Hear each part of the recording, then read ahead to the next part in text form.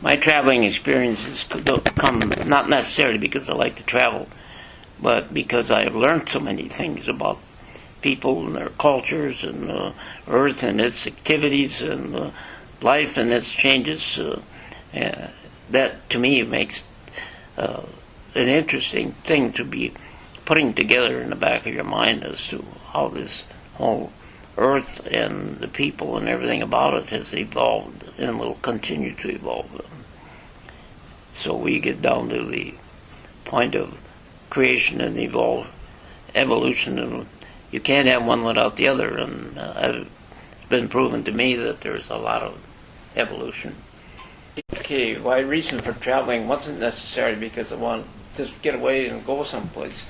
I was given the opportunity to go to on a trip that took us to the city of Ephesus in the Old Testament.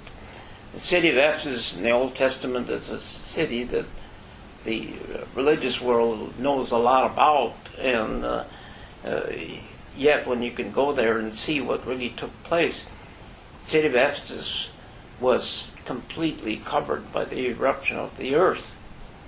And now, in these later years, they've discovered that, uncovered it, and it was interesting, and it's educational to me to get to understand what really happens to the earth over millions of years.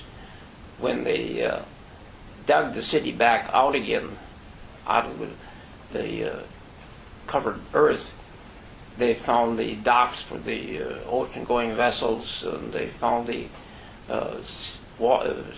water system in the city of Ephesus, which pumped water uphill without pumps. They found artifacts of things that are a little bit the design of some of the stuff we're used to, like bathtubs and stuff like that were in these homes. The docks that were there, and the chariot stadium that was there was completely uncovered, and there was no ocean anywhere around, which is proof that there was a massive eruption of the earth, and there will continue probably be other eruptions of the earth. Would be one of my things for an educational purposes. By accident, it turned out that way. I guess when I was there, I wasn't even thinking about it.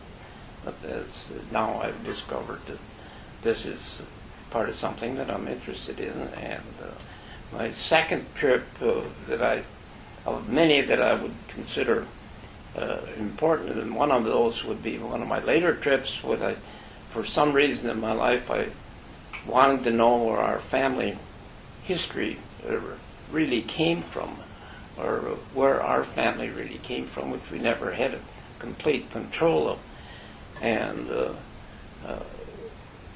really wanted to know why that side of the family had an interest in commercial and the other side of my family had an interest in farming.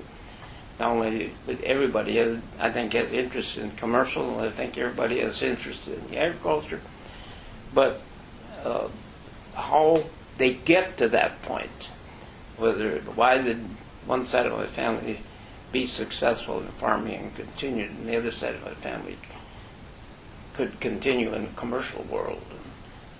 Wanted to see what the background was of that particular family, and as we found that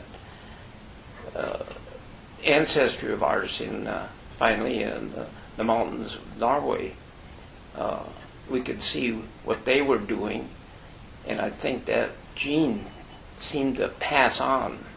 While there was the area in which they were born and were farmed and raised were farms of 3, 4, 5 acres on the side of the mountain. So they